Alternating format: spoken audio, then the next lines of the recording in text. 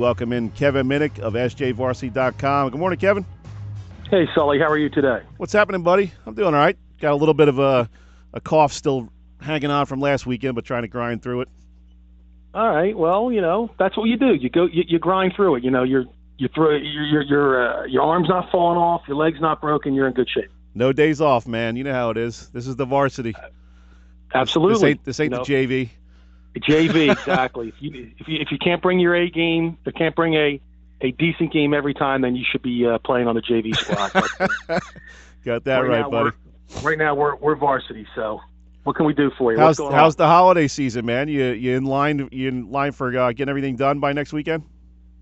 Oh yeah, we're pretty much done. Yeah. Everything is done, and just wait for my son to come home from college, and everything's good. College already, man. We're getting old, buddy. Well, I have been around for a little while. Where's he going to college at?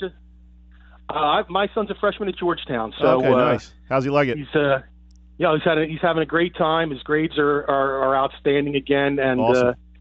Today caps Cuse week, so they play Syracuse this afternoon. So it's been a huge week on the Georgetown campus this week. Yeah, that's a neat campus too. Game.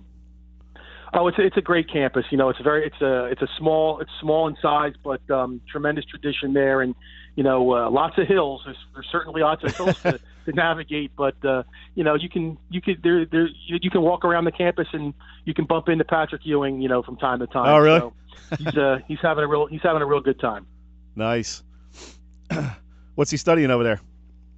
He's in the business school, so he hasn't declared his major yet, but where he's looking at maybe potentially international business, maybe banking. Awesome. He really hasn't really had to solidify his decision quite yet, but he's going to have to do that in the next year or so. But getting all of his electives out of the way and kind of easing into what Georgetown's all about.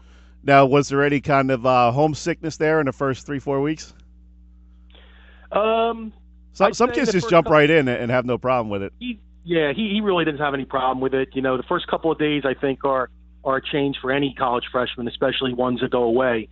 So the first couple of days, you're thinking about different things. But once school started, once he got into his rhythm of classes, his job, and all the activities that are available, and the fact that he can look out his window and see the Washington Monument. So he's got a wealth of opportunity there, and he's certainly taken advantage of it, and we look forward to what the future brings. That's the last phone call you want as a parent is 4 days into college. I want to come home.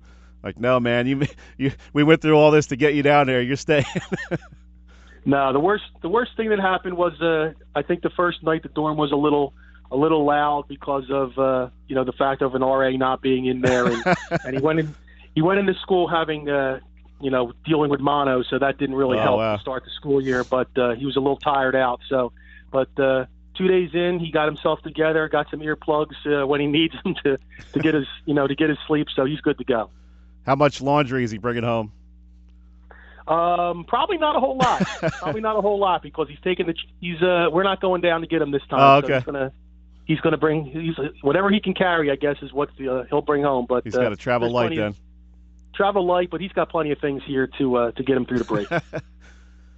So we're into the high school basketball season. Were you at any games last night? No, I between the weather and I promised my other son that I would take him to opening night of Star Wars, and he bought the tickets a couple of months ago. So being my own boss, I was able to make that choice, and obviously the weather kind of dictated a little bit of that as well. But today I'm going to hopefully get out this afternoon or late this morning, maybe catch a game or two over at Cherokee at the Jimmy V Classic that Eric Cassidy runs, and get our feet wet and go full boards once the week turns over. Well, some of my buddies are big into the Star Wars thing, so we won't ask you anything about it because if they haven't got a chance to see it, they're kind of putting on the blinders. They don't want to have any knowledge of anything before they get the chance to see it. Yeah, I'm not into it. I mean, I know the stories. I know the stories, and I've seen every movie, but I'm not full bore Star Wars guy like a lot of people are. But I'll just say it was a very entertaining movie. and well worth the price of admission. I was big into it back in '77 when it came out. I was 5 years old. Now you're dating yourself. The funny thing was, every year for like 4 or 5 years there, I would put on my Christmas list the Millennium Falcon. I always wanted that, man. But back in those days, that was an expensive toy, maybe $25-$30. And with 7 other siblings, there wasn't a chance in heck I was getting that kind of money spent on one kid for Christmas. So never got the Millennium Falcon. Got the Sand Cruiser one year. That was about as big as we got. There you go. At least you got something. Santa didn't forget you. Yeah. So give us some of your thoughts on some of these teams, what you expect here. Obviously a big win by Camden Catholic last night, and Camden looks pretty good with the Greer kid. What can we expect over there in West Jersey and that kind of area around the Cherry Hill, those kind of schools? I know Shawnee's a team we're going to be keeping our eye on with a bunch of starters back. Yeah, you look at, I think, really the two teams, if you look at South Jersey on the whole, I think there's 2 teams that really jump out at you, and that's Shawnee and Camden. And Shawnee has everyone back from last year's team that went to the Group 4 final and gave all they could against Linden. They got like I said, the 5 starters back, led by Sean Devaney and the point guard and Dean Knoll, and throw in the fact that even a couple of guys coming off the bench, got some tremendous experience last year. That Shawnee's a team that you look at, 29-3 a year ago, and if a team can get better, they will. And I guess going through that experience last year and coming back as a collective group this year is only going to make them that much tougher. And and you look at Camden. Here's a team that's gone to 5 straight state championship games and has come up empty every time. And you look at this year's roster and it's a little bit different. But here's a team that has all the ingredients to get back to Rutgers again. And you don't want to put too much pressure on them, but this is a team that is built and will play a schedule that will have it ready for the tournament. And it's a matter of, can they finally get over that hump and get that title? And you mentioned Corey Greer. He missed all of last season except for I know he blew out his knee, his ACL tear, and a meniscus and things in a game against Paul VI. And I want to say that was like the first or second game of the season. So he didn't, all intents and purposes, he did not play last year. And a lot is expected out of him this year, not only in running the team at the point guard spot, but as being a leader, as being a senior, and coming in with that pedigree, of being a basketball player with a tremendous future. And his father, obviously, everyone knows who Lamar Greer is down in the Shore area and what he did at Middle. But you look at Camden and they bring back a 4-year player in Miles Thompson, signed with St. Francis of Pennsylvania, 6'6" kid. You throw in another kid, a junior, Ethan Tart, 6'2" guard, who's a junior this year, but this is his 3rd year of varsity ball.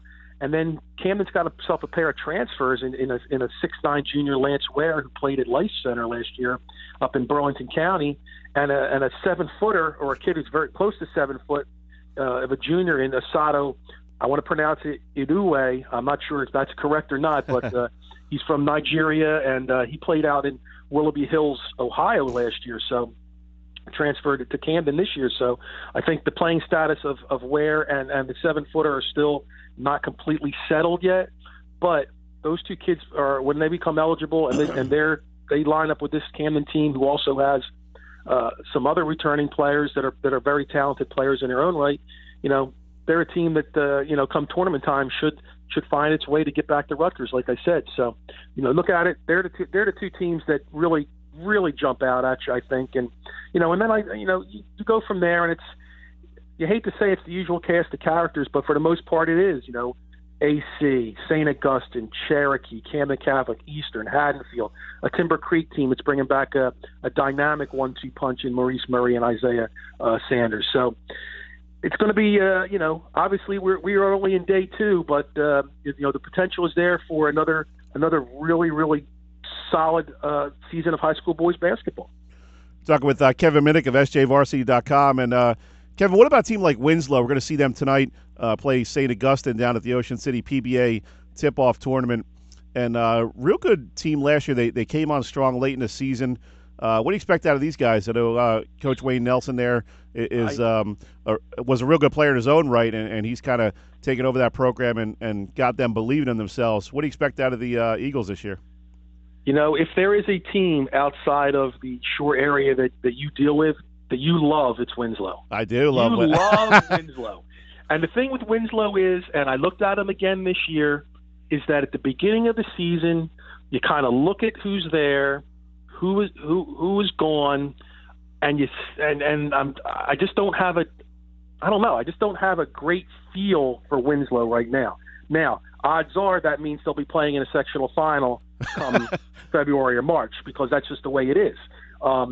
They lost a lot of guys. They lost a bulk of their scoring. They lost really their best players to graduation. But they've got a couple kids back, and I think it could very well be they another season like it's kind of been for them in the last couple of years, where you just can't get a really good read on them based on the scores that you see. And they're a team that in the last few years and so has been a team that's been under 500 late in the season, a team that has 11, 12, 13 losses to go with 10, 12, 11 wins. And I know they play a pretty competitive schedule in the Olympic. They're in the Olympic Patriots, so they'll face Timber Creek twice. They'll face Shawnee twice. They'll play crossover games against other teams in the conference that are extremely difficult. And, in the handful of non-league games they play as well. But, for right now, I just don't have a good feel for them. And like I said, a month from now, it could be a completely different ballgame. And obviously when the tournament rolls around, they have proven in the past few years that they've found ways to rise to the occasion and claim sectional championships. So, like I said, time will tell. I know you love them and you keep track of them. My boy Wayne Nelson as well. I know you love him. I know you do. Hey, he's a loyal listener of the South Jersey Sports Reports. I got to give him a shout out. I get it, and believe me, I don't put your objectivity in question one bit. I know how much you like Winslow and what Wayne Nelson has done there, and you can't deny what he has done. And I guess when push comes to shove, it's where you're at going into the tournament. And you may struggle for the first month and a half or 2 months, but if you're in the tournament and you're starting to play your best basketball, and that's when you need to be at your best, obviously Winslow has been able to do that. I'll tell you another team that might be fun to watch in Group 2 is Pleasantville. Mike McGarry was talking about them a little bit, and Samir Jones transferring over from Mainland. That could be a real impact.